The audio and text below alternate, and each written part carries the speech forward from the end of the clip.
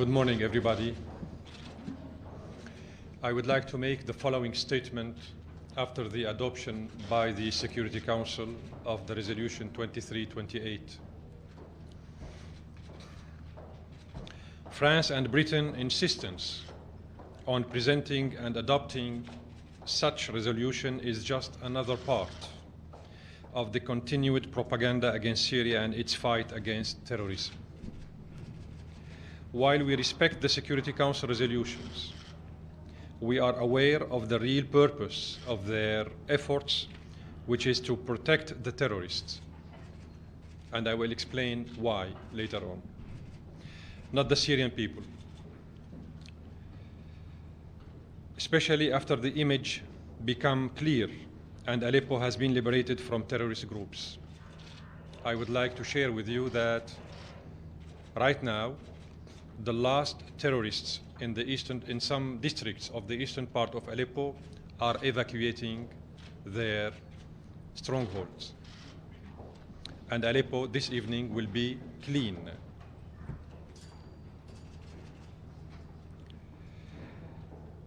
The Syrian government does not oppose the adoption of any resolution that respects the international humanitarian law and the protection of civilians, or intends to provide civilians with medical and food assistance, or to protect medical and educational facilities.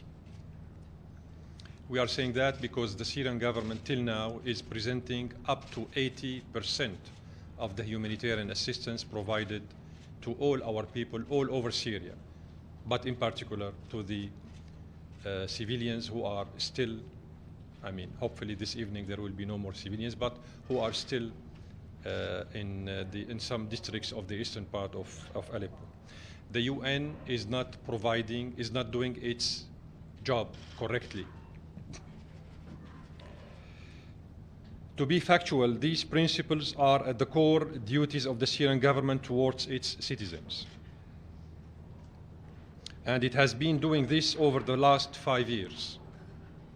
We oppose the attempts of some member states to draft and submit, under a humanitarian cover, a crafty and vague terms and loose phrases that tolerate more than one interpretation, with the intention of exploiting these resolutions to achieve hidden agendas, to legitimize foreign interference, changing of legitimate governments by force, or even using military force. These kind of resolutions might have a lot of purposes, but the stated humanitarian goal. We all have in mind what they did to Iraq and Libya and elsewhere, under the cover of humanitarian purposes. In Libya, they wanted to protect the civilians. They destroyed the whole country and transformed Libya into an international hub of terrorism. Iraq, needless to talk about it. The Syrian government, as part of its humanitarian response, has received more than 100,000 civilians who came out of the eastern district of Aleppo through the period from 26 November until the 14th of December. Moreover, the government has provided all the services, needs, and medical care for those civilians.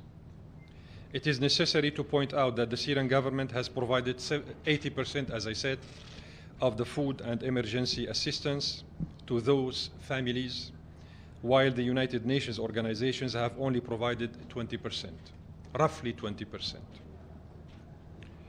The Syrian government demands in this regard that the UN aid organizations do their part in helping the Syrian residents of Aleppo, helping in deeds, not in words. The Syrian government has agreed to evacuate the unlawful armed groups and their families from Aleppo. Many people today of the so-called families of the terrorists left the buses transporting them to outside of Aleppo and joined the government's, the Syrian Arab Army, the Syrian Arab Republic Army and the government's areas under the control of the government. Many of their own families decided to leave the buses, and they left, and we have the images and the films and the YouTubes and the WhatsApp and whatever, which proves and corroborates what we are talking about. This is very indicative, ladies and gentlemen.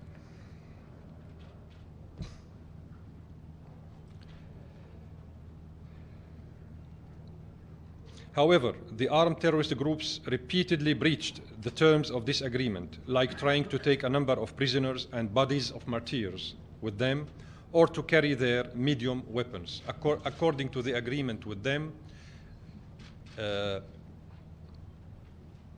terrorists should have left their strongholds carrying with them their light weapons only, and not taking with them any hostages, any bodies of martyrs.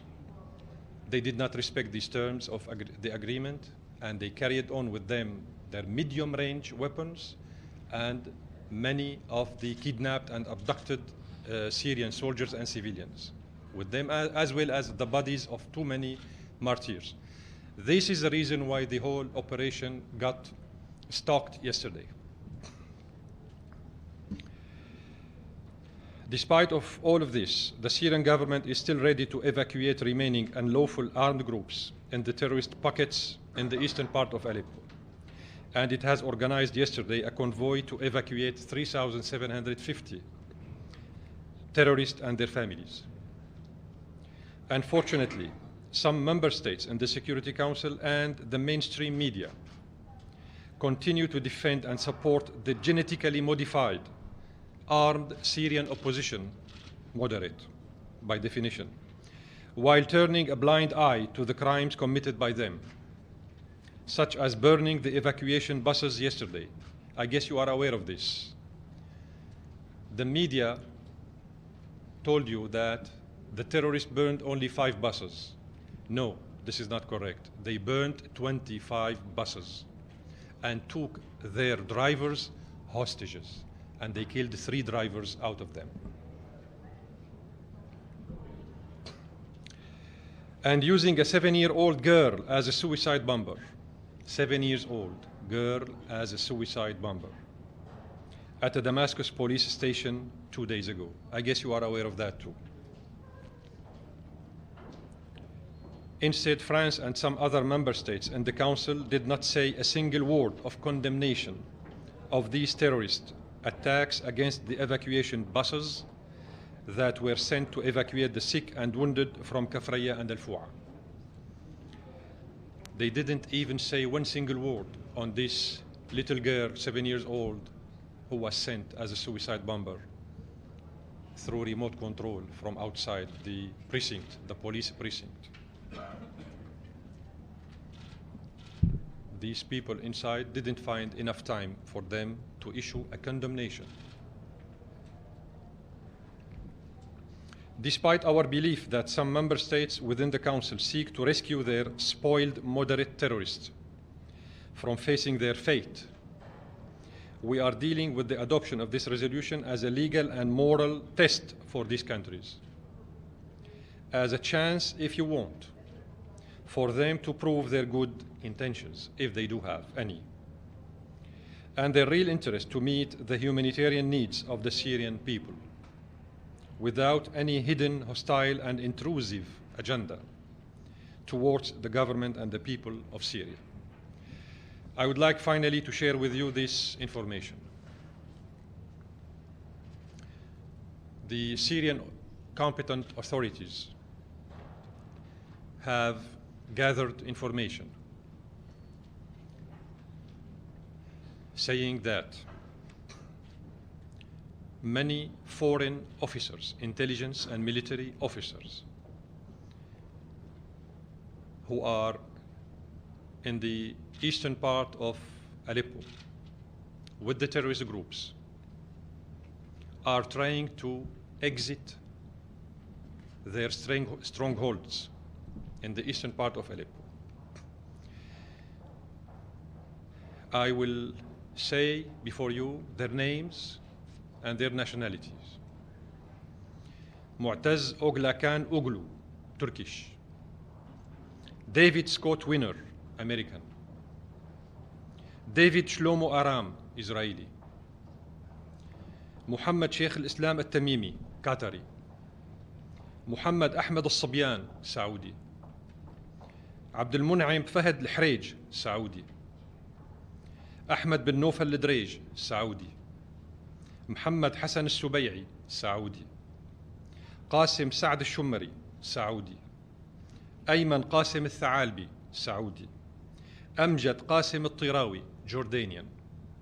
محمد الشافعي الإدريسي, Moroccan.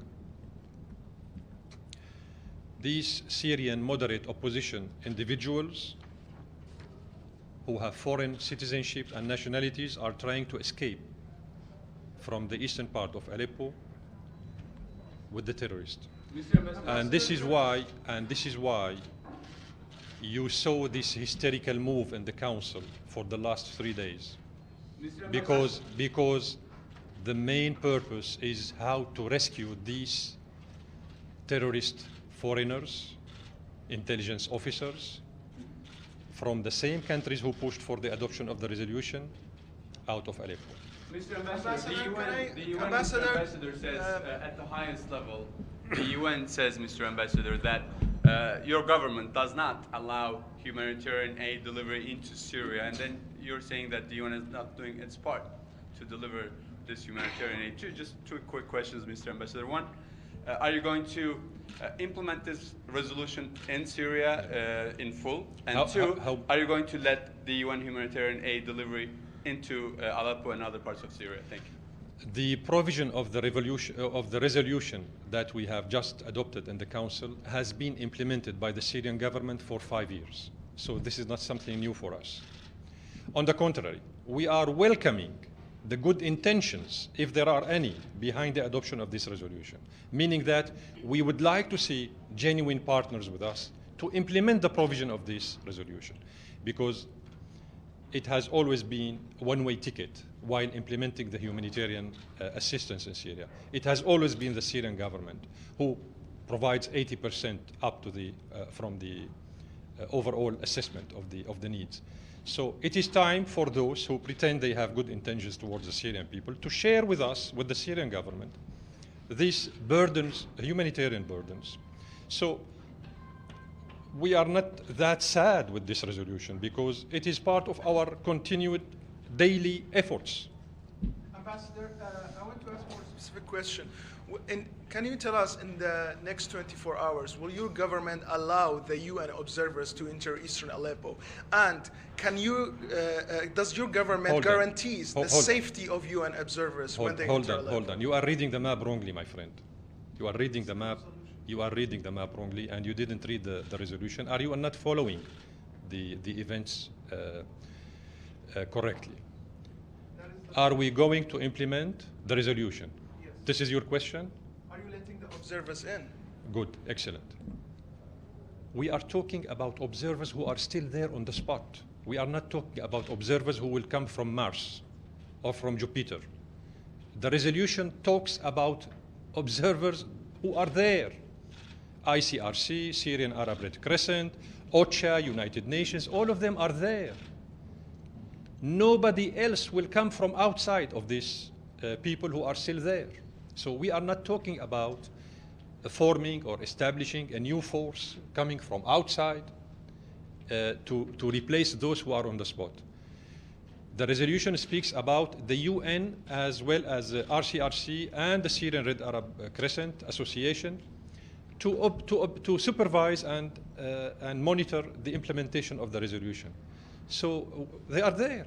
They have been implementing the provision of the resolution for years. Does your government guarantee their safety, Ambassador? We have guaranteed the safety of the UN staffers for 6 years. 6 years, and none of the UN staffers got killed or wounded or abducted, just for your kind information.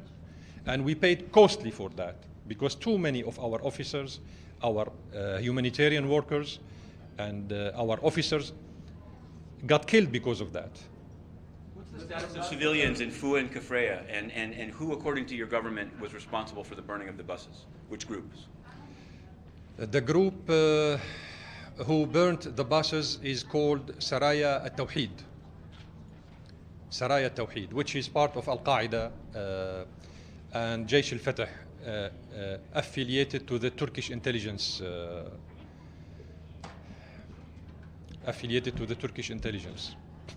Did anyone get out of the two? I mean, what's the status of people in Fu and Kafraya? They killed 3 drivers, abducted the remaining 22 other drivers, burnt 25 buses,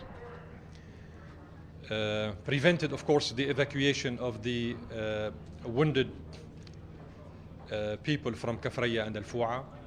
But today, we have succeeded evacuating hundreds of these wounded people from Kafraya and Al-Fu'a.